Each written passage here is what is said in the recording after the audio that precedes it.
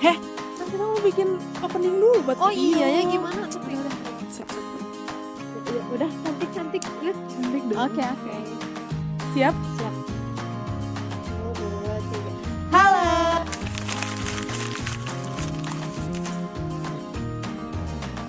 Perkenalkan, aku Theo. Kenalin, aku Lucy. Nah, kita hari ini lagi di mana nih? Kita lagi ada di sekolah Eagle School, benar-benar sekolahnya berkonsepnya international school. International School, dan kebetulan ini adalah salah satu pelopor sekolah swasta Kristen di Oke, FYI ya guys, ini adalah alumni dari Eagle School. Ya, jadi kita akan membawa kalian tur dulu ke kelas-kelas, dan setelah itu kita akan langsung menginterview salah satu guru yang ada di sini. Pokoknya videonya akan sangat menginspirasi dan kita bakal melihat sekolah ini gimana.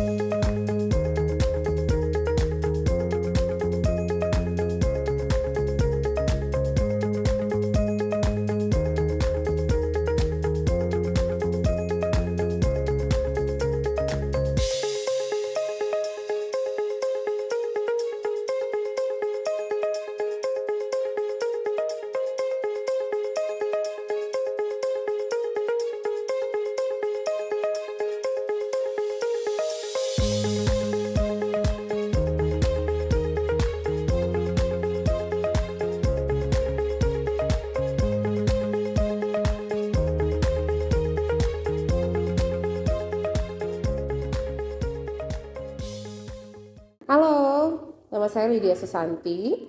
Saya adalah seorang pendidik di Eagle School. Saya sudah bergabung di lembaga pendidikan ini sejak lembaga pendidikan ini berdiri, ya, dirintis dimulai tahun 2006. Nah, saat itu namanya bukan Eagle School, tapi masih Graceland.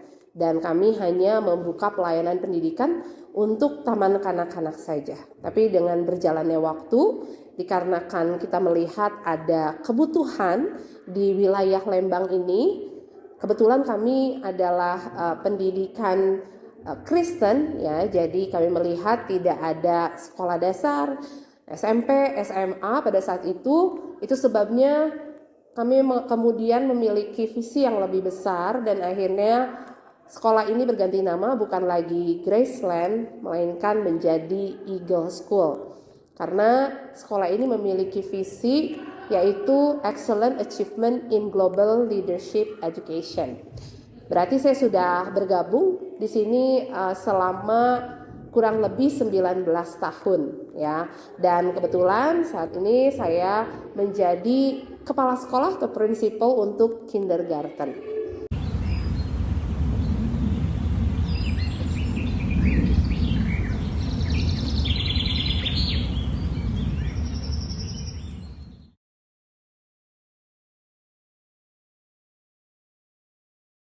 Apa yang menginspirasi saya menjadi seorang pendidik sebetulnya karena dorongan orang lain. Sejujurnya pada awalnya bukan passion saya untuk mengajar.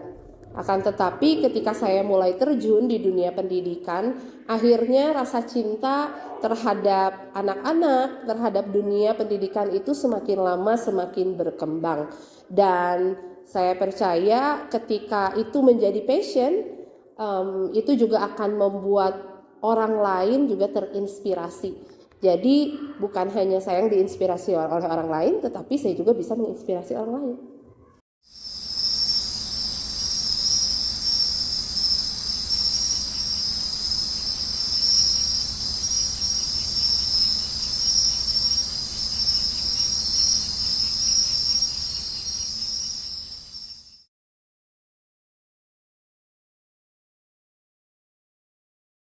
Oke, pengalaman yang paling berkesan ya, tentunya ada banyak.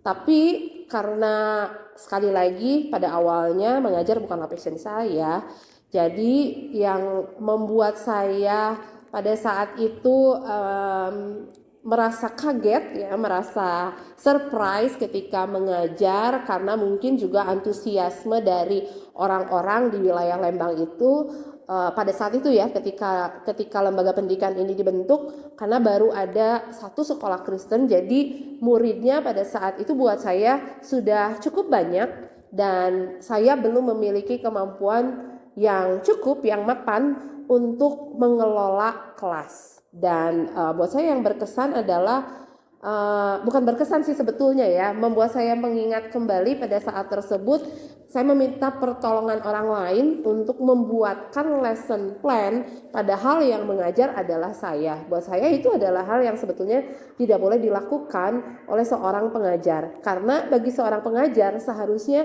dialah yang paling tahu materi apa yang akan dibawakan bagi anak-anak yang diajarnya. Tapi untuk pengalaman sendiri sebetulnya baik-baik saja sih, tidak ada yang seperti apa. Ada banyak kejadian-kejadian lucu dengan anak-anak, tapi saya tidak terlalu mengingatnya mungkin ya untuk pada saat awal-awal memulai karir sebagai pengajar.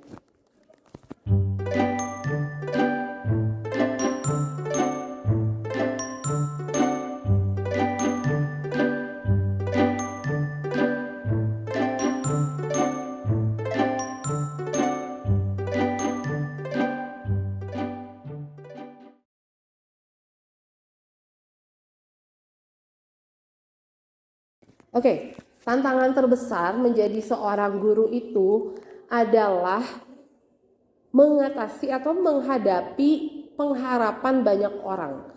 Karena seringkali masih saja ada orang tua yang berpikir konvensional ya, dalam artian mereka melepaskan semua beban tanggung jawab pendidikan itu kepada pihak sekolah, dan otomatis itu menjadi beban tersendiri buat setiap pengajar, begitu juga saya, karena mereka begitu mempunyai pengharapan yang tinggi bahwa guru itu mampu mengubah anak-anak mereka, bukan hanya yang tidak bisa menjadi bisa, tapi anak-anak yang mungkin bermasalah di rumah. Orang tua berpengharapan dengan mereka bersekolah, mereka akan melihat perubahan perilaku. Padahal sebetulnya itu adalah tanggung jawab bersama, dan porsi orang tua ya, kapasitas mereka dalam mendidik anak itu seharusnya mengambil bagian yang lebih besar daripada pengajar yang ada di sekolah.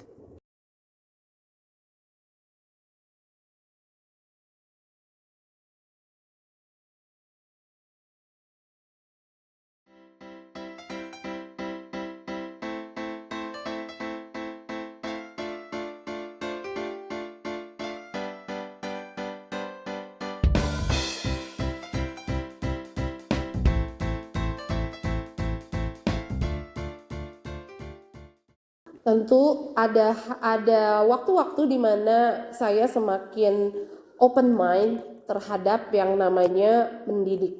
Karena jujur saja awalnya saya berpikir bahwa pekerjaan pendidik itu hanya sekedar mengajarkan atau mentransfer ilmu. Tapi tidak hanya sampai di situ, ternyata ada banyak hal lainnya yang bisa dilakukan oleh seorang guru. Apalagi sebagai pengajar di Eagle School ini ada 3 role yang paling penting yang harus dimiliki seorang guru.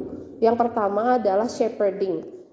Itu adalah istilah dalam Christian School memang. Artinya seorang guru harus mampu untuk membimbing anak-anaknya bukan hanya di dalam hal pengetahuan, tetapi juga membantu anak-anak, memfasilitasi mereka di dalam hal pertumbuhan kerohanian mereka. Selain itu, yang kedua, guru juga memiliki peran sebagai seorang manajer. Mengapa manajer? Karena mereka harus bisa mengatur bukan hanya managing class ya, classroom management, tapi mereka juga harus bisa mengatur waktu mereka, mengatur diri mereka sendiri, dan mengatur berbagai kebutuhan anak yang berbeda-beda. Itu sebabnya skill untuk managing itu sangat dibutuhkan. Dan selain itu yang ketiga adalah sebagai educator, di mana seperti yang tadi saya sudah sampaikan bahwa guru itu bukan hanya transfer ilmu tetapi mendidik, lebih dari sekedar memindahkan pengetahuan atau menyampaikan informasi yang kita ketahui, tapi lebih dari itu kita mengajarkan tentang character building kepada anak-anak. Dan itulah waktu di mana kita mendidik mereka, karena apa yang pengetahuan yang kita ajarkan mungkin hanya mereka ingat setahun, 2 tahun, 3 tahun, 10 tahun ke depan, tapi karakter yang dibangun, apalagi yang dicontohkan oleh sebagai seorang guru, itu akan membekas dalam pikiran anak-anak sampai kapanpun, bahkan sampai mereka dewasa nanti.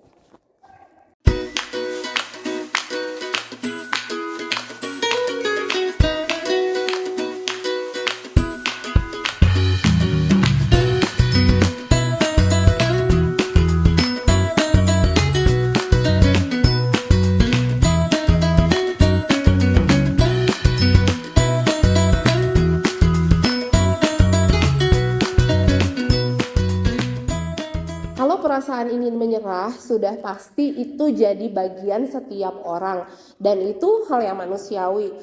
Kita mungkin merasa ingin menyerah karena apa? Ketika tanggung jawab begitu banyak, jadwal begitu padat, tuntutan begitu tinggi, tekanan juga, karena dimanapun kita kerja sebetulnya pasti akan selalu ada yang namanya tekanan dan membuat kita pengen give up. Tapi buat saya pribadi yang mengingatkan mengapa akhirnya saya masih bisa tetap bertahan, apalagi kalau mau dihitung ya, 19 tahun saya bekerja itu bukan waktu yang sebentar, itu waktu yang cukup lama. Tapi karena passion dan karena calling atau panggilan hidup saya untuk menjadi seorang pengajar, itu yang membuat saya tetap bertahan sampai hari ini.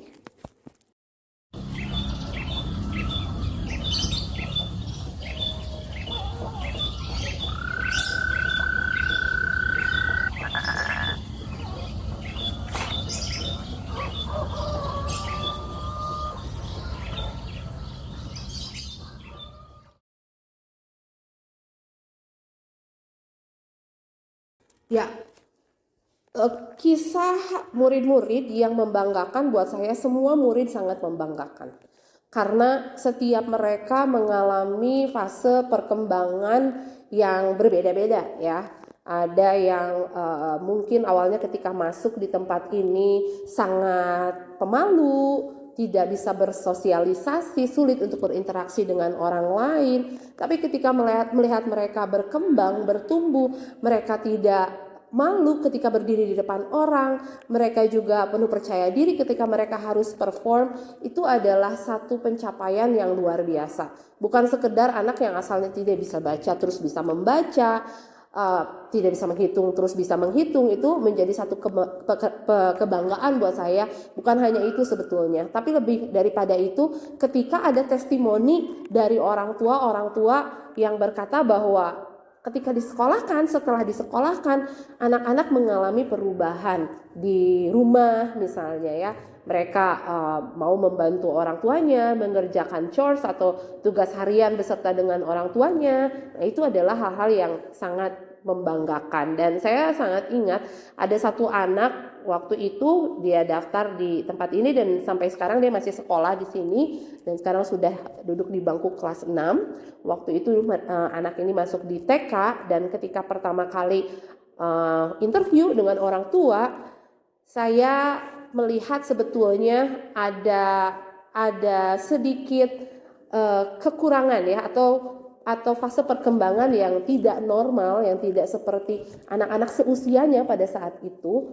Tapi kami memutuskan untuk menerima anak ini karena kami mengingat dan kami percaya bahwa setiap anak itu adalah grace, adalah anugerah ya. Setiap anak semuanya memiliki specialties tersendiri, dan ternyata terbukti ketika kami menyatakan kasih kami lewat pembelajaran yang dilakukan, kami menunjukkan penerimaan kami, anak ini ternyata bisa berkembang seperti anak-anak normal pada umumnya. Dan bahkan bukan hanya itu, ternyata setelah dia bertumbuh SD bahkan sekarang sampai kelas 6, ada kecerdasan-kecerdasan yang muncul ya, yang kami lihat yang mungkin pada saat awal dia daftar orang-orang meragukan kalau anak ini adalah sebetulnya anak yang normal.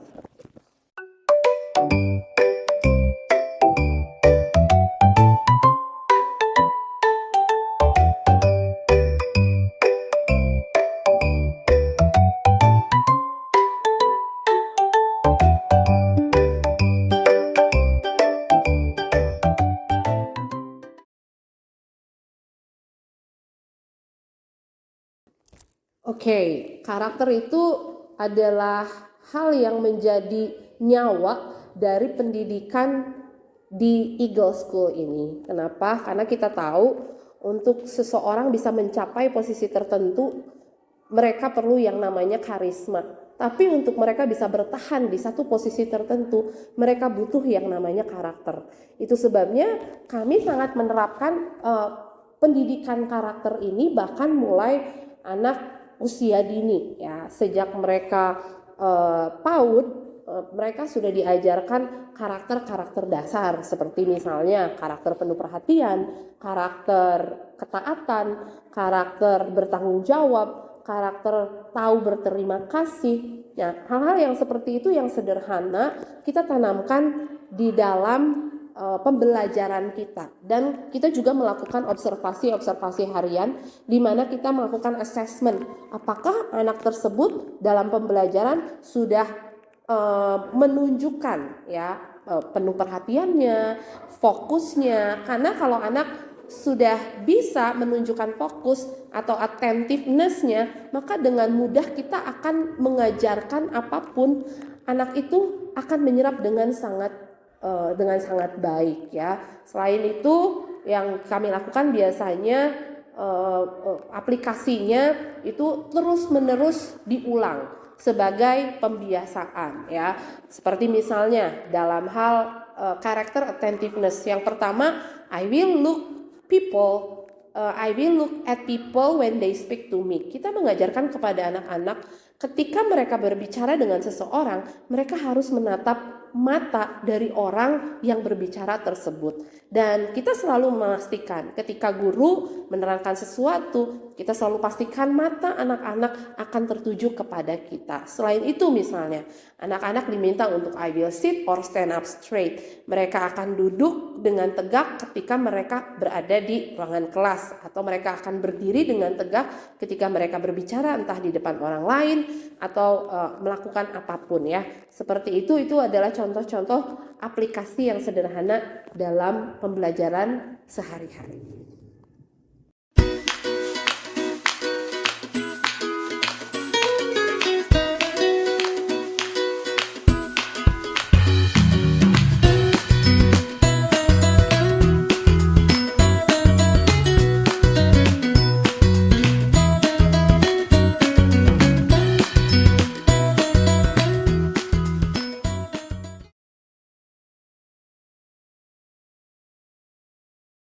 Untuk menjawab kebutuhan zaman ini, tentunya soft skill adalah hal yang terpenting ya.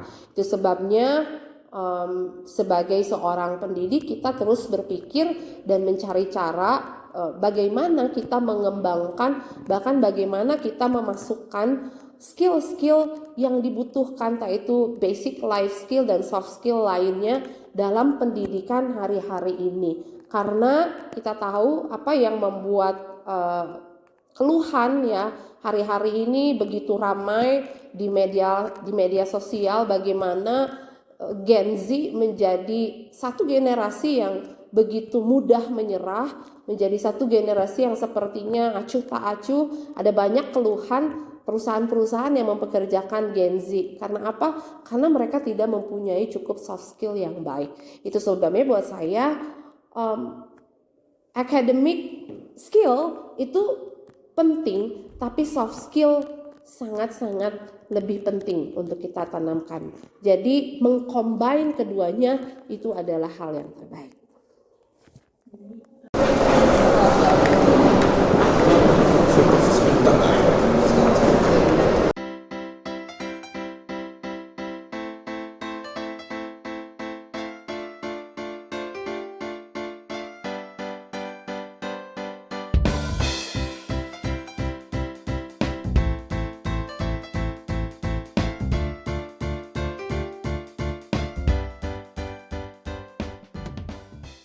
Oke. Kalau saya bisa mengubah sistem pendidikan nasional di Indonesia saat ini, mungkin salah satu yang ingin saya lakukan adalah untuk tidak memberikan terlalu banyak mata pelajaran di sekolah-sekolah, karena hal tersebut sangat-sangat menguras anak. Sebetulnya yang perlu dilakukan adalah kita melihat, merujuk kepada indikator-indikator apa sih yang diperlukan untuk mereka menjadi seorang yang bisa bermanfaat, seorang yang sukses tentunya, tapi bukan sekedar memenuhi mereka dengan materi-materi yang sebetulnya mungkin tidak tercapai di masa depannya gitu. Jadi buat saya salah satunya ya yang akan saya lakukan itu adalah tadi mengurangi beban pendidikan dengan mata pelajaran yang terlalu banyak. Jadi mungkin hanya akan mengkategorikan beberapa mata pelajaran saja yang sifatnya aplikatif yang mereka bisa gunakan di kemudian hari.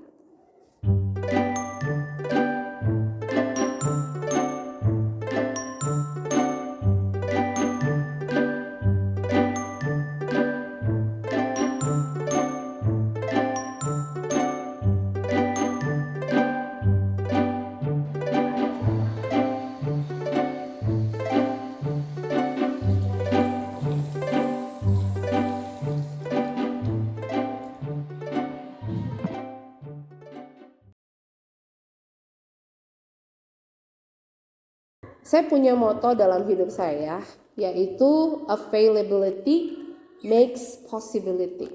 Kalau kita punya satu sikap selalu tersedia, selalu mau melakukan sesuatu, artinya akan ada kemungkinan untuk kita bisa melakukan hal tersebut. Jadi buat saya, moto saya dari dulu itu it works ya, itu sangat bekerja. Kadang-kadang apa yang membatasi kita adalah keengganan kita. Tapi berbeda, waktu kita punya kemauan, pasti akan ada selalu ways of possibilities for us to reach that. Sama-sama.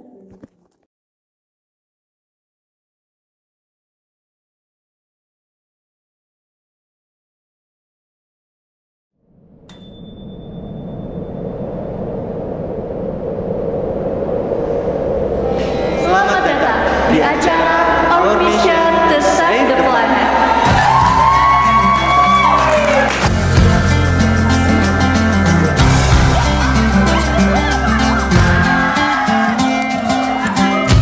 Love was holding all the cards. Gimana? I never thought I could shake this heartache until I saw your light, and it's got me feeling like life is good, yeah. Life is good, yeah. Yeah, in my darkest times, you save our lives.